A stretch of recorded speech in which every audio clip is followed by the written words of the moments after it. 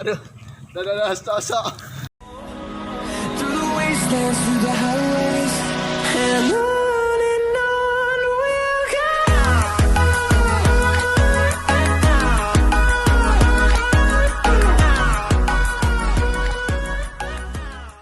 Okay. Assalamualaikum warahmatullahi wabarakatuh. Bersama saya Safiq bin Muhammad.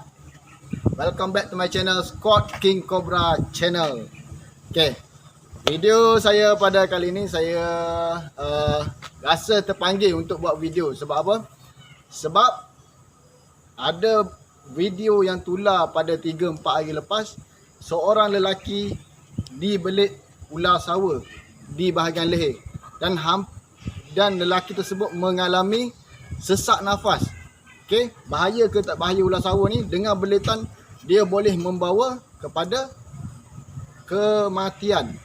So, inisiatif saya nak bagi pendedahan dan cara bagaimana untuk menyelesaikan masalah ataupun menyelesaikan situasi andai kata dibelit ataupun digigit ular sawa. Macam mana bentuk video dia, macam mana situasi yang dialami oleh seorang lelaki tersebut. Jadi, saya akan sediakan dan saya akan tunjukkan video tu untuk tuan-tuan buat penilaian. Alright. Ini video dia. Ya, pergi. Ini sini. Wei. Abang dah beli dah tu. Ya. Pergi. Pegang tali. Ya, dulu. Tolonglah dia beli dah. Ya. Dia. Dia kenapa? Tak boleh nampak dah. Jangan geli kau ni. Tolong, lepas tu. Lepas ni dulu. Mana pergi gol ni? Mana gol? Oh tu. Abang. Ya. Dia serigilah panggil tu dulu kali. Okey, dah tengok. Tuan-tuan dah tengok video dia. So, bila tuan-tuan tengok video, tangkap ular sawa bukan benda yang mudah, tuan-tuan. Bukan benda yang mudah. Memang orang kata ular sawa tidak berbisa. Tetapi ular sawa ni dia ada kekuatan untuk membelit. Bila mangsa dibelit boleh membawa kepada kematian. Kena ingat tu. Dan satu lagi, patukan ular sawa walaupun tidak berbisa, tetapi patukan dia boleh menyebabkan kerosakan pada saraf. Okey, boleh menyebabkan saraf kita putus. Sebab tu bila dipatuk ular sawa, jangan sesekali stop ataupun tarik bila dipatuk ular sawa. So, jadikan pengajaran dalam video tersebut. Jika tiada ataupun tidak cukup anggota ataupun tidak cukup orang untuk kita tangkap ular sawa, dan jika tak ada pengetahuan berkenaan spesies ular ni, okey, jadi jangan berani-berani untuk tangkap ular tu tanpa pengetahuan. So, apa-apa benda yang kita nak buat, kena kaji terlebih dahulu. Okey, saya akan bagi penerangan selanjutnya. Boleh? Alright. Cantik. Okey, tuan-tuan. Ni kawan saya, nama dia Azizi. Handsome guys. Handsome kuda putih. Okey. Jadi dekat sini ada dua spesies ular. Ular ni sebenarnya ada dua kategori. Yang pertama berbisa dan tidak berbisa. Okey. Yang pertama berbisa dan yang kedua tidak berbisa. Ular yang berbisa, okey, ular yang berbisa tidak membelit mangsa. Okey. Jadi ular yang tidak berbisa, contoh macam ular sawa, automatik dia akan gunakan kuasa belitan dia untuk dia memangsa makanan dia. Okey, ataupun memangsa dia punya ancaman dia. Okey, dekat tangan sahabat saya ni, dia ni orang hebat tengok Dia ada dua tangan tapi dua-dua dia boleh pegang ular. Okey, di sebelah tangan kanan dia ni adalah spesies ular tedung selah. Okey, bila sebut ular tedung selah, dia semestinya ular yang berbisa. Jadi bila ular berbisa, awak tengok sendiri dia punya sifat dia. Dia tidak membelit walaupun kita pegang kepala dia. Alright. Jadi kalau awak tengok ular sawa, awak tengok spesies ular yang tidak berbisa, ular sawa. Hampir mati kawan saya dah kena belit. Mengucap sekali. Tandang ucap. Dok anda. Okey, tengok ni spesies ular sawa. Bila spesies ular sawa, spesies ular yang tidak berbisa, sebab dia kategori yang tidak berbisa, automatik dia akan guna kuasa belitan dia untuk membelit dia punya mangsa dia.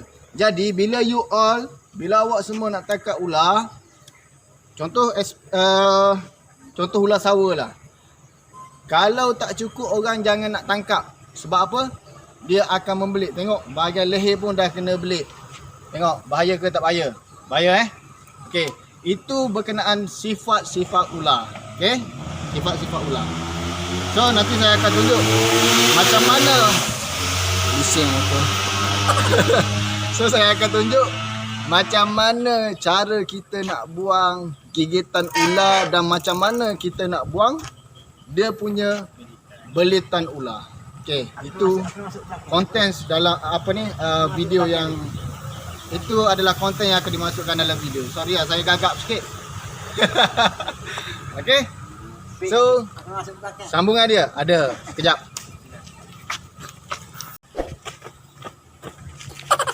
Okey. Okey, duduk. Okey. Bila keadaan situasi macam ni, mangsa dibelit ular, okey, sebenarnya awak sendiri pun boleh buang. Macam mana cara nak buang? Yang pertama sekali, kepala mesti dah awak dah pegang sebab awak dah tangkap ular tu. Jadi, masukkan ular ke bawah lipatan lutut, lipatan betis. Aim dekat sikit tu. Bagi nampak sikit. Dekat sini sikit. Mai dekat. Mai dekat. Okey, masukkan kepala ular. Masuk sini. Okey. Kepala mestilah menghadap dekat sebelah sini. Okey. Masukkan lipatan ni, kepit kepala dia. Okey, kepit kepala ular dan kedua-dua tangan macam ni kita dah boleh lepas, guys. Kita dah boleh lepas dia punya kepala ular. So kepala ular kita kepit dekat celah ni. Dekat celah paha ni, lipatan paha. Dan tangan ni kita dah boleh buang kepala. Kita buang bermula daripada bahagian ekor dia. Okey, ini cara nak buang belitan. Okey.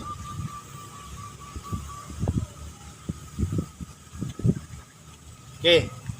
Dah selamat untuk dibuang.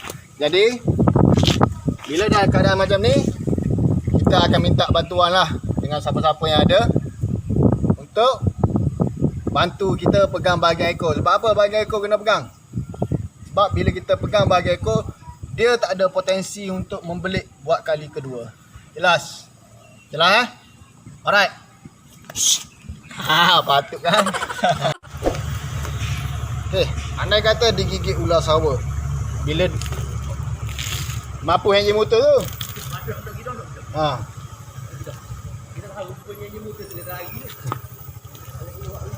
Kereta bila jual? Okay, andai kata digigit ular sawa. So, cara nak buang cara nak lepaskan gigitan ular sawa senang saja. So, bila digigit ular sawa, jangan sesekali awak tarik awak punya anggota badan. Sebab bila awak tarik, gigi ular sawa ni dia panjang tau. Dia panjang, dia ke dalam macam ni. Jadi bila tarik ataupun sentap, boleh menyebabkan saraf kita putus ataupun luka yang besar. Jadi bila digigit ular sawa, okey, macam mana cara nak lepaskan dia? Pertama sekali, okey. Sakit lah. Tak tembus. Okey. Awak letakkan ibu jari dekat atas ni. Okey. Yang ni tolak ke depan, kepala dia tolak ke depan. Kemudian awak angkat macam ni.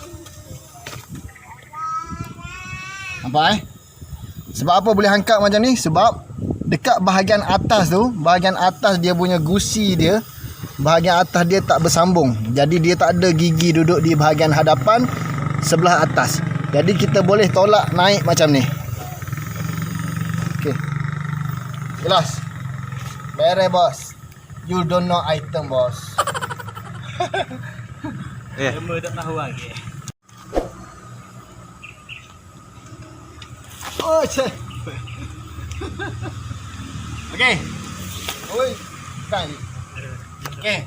Bila awak nak berhadapan dengan ular, sebelum awak jeruk ular, pastikan awak duduk dengan jarak yang selamat. Macam mana kita nak tahu jarak yang selamat? So, awak tengok berapa banyak lingkaran ular tersebut. Jadi melalui lingkaran tersebut, kita boleh baca jarak patukan dia, sejauh mana dia boleh pergi. Okey, macam mana nak baca jarak lingkaran dia? So, awak tengok bermula daripada lingkaran pertama. 1, 2, 3, last kali dekat depan ni. Okey, saya bagi tahu sekali lagi Jarak patukan dia, sejauh mana dia boleh pergi, kita boleh baca. Bermula daripada sini sampai sini, sampailah ke hujung muncung dia. Jadi dekat sini dia bermula jarak patukan dia. Jadi saya duduk ni adalah jarak yang selamat. Tengok tengok. Jadi jarak patukan ular kita boleh baca. Kalau ular tedok ular kita kena tengok berapa tinggi dia naik, tapi kalau ular sawa ni kita tengok berapa dia punya lingkaran dia, anggaran. Okey. Kalau macam ni seperti saya cakap tadi 1, 2, 3, last kali kepala dia. Okey. Dia nak attack. Tengok Dia bukan pergi saja, tapi pergi sekali dengan gigit. Bukan menumbuk Bukan menumbuk, tetapi pergi sekali dengan menggigit. Okey, bila awak nak jeruk ular first kali, tengok jarak kan. Okey, yang kedua, lepas ekor ni. Yang kedua, kita pastikan. Kena pastikan kawan kita ada yang boleh bantu kita. Terutama sekali bahagian ekor. Bila kita jeruk saja, jeruk saja, kawan kita dah kena pergi tarik ekor. Kalau tak tarik ekor, jadi macam tadi lah. Dan jadi macam video yang tular tu. Okay. Dia akan automatik, dia akan membelik. Sebab tu, sifat ular sawa. Okay. Pertama jarak patukan. So, cara kita nak jeruk. Kita tanya kawan kita, ready? Ready? Duduk kedudukan yang selamat. Jangan betul-betul menghadap dengan dia. Ambil sedikit mengiring. Sebab apa sedikit mengiring? Senang kita nak sarungkan kita punya penjeruk. Tak payah kuat-kuat. Slow-slow saja. Okey, tengok kawan kita. Kawan kita dah tarik bahagian ekor. Dia dah tarik bahagian ekor, dah tegangkan. Jadi tak ada potensi untuk ular ni membelit. Jelas, beres bos. Okey. Okey, bila kita dah jerut, kawan kita dah pegang ekor, jadi kita minta bantuan seorang lagi kawan kita untuk pegang bahagian kepala. Okey. Okey.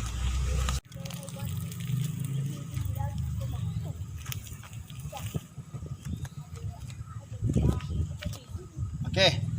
Jadi ini kedudukan bila awak tangkap ular sawa. Bagi ular sawa yang saiz besar ni. So nasihat saya, bila awak nak tangkap ular sawa, walaupun ular sawa besar betis, minimum awak kena ada 3 orang untuk bekerja. Okey, 3 orang untuk bekerja. Okey. Jadi itu adalah dia punya kunci-kunci dia. Okey. Itu adalah kunci-kunci dia. Dan satu lagi kunci badan ular. Okey. Macam ni. So anda kata ular tu terlampau besar. Okey. Tindih badan ular ni. Kita tindih pakai lutut. Jangan tindih pakai kaki, tindih pakai lutut. Pakai kedua-dua lutut. Tak nak bagi dia melawan ataupun tak nak bagi dia membelit. Kita kena betulkan dia punya badan dia. Okey. So terima kasih untuk semua kerana sudi menonton video saya pada kali ini. Jangan lupa subscribe channel Squad King Cobra channel. Terima kasih, geng. Terima kasih. Jumpa di next video. Sentiasa support Squad King Cobra channel.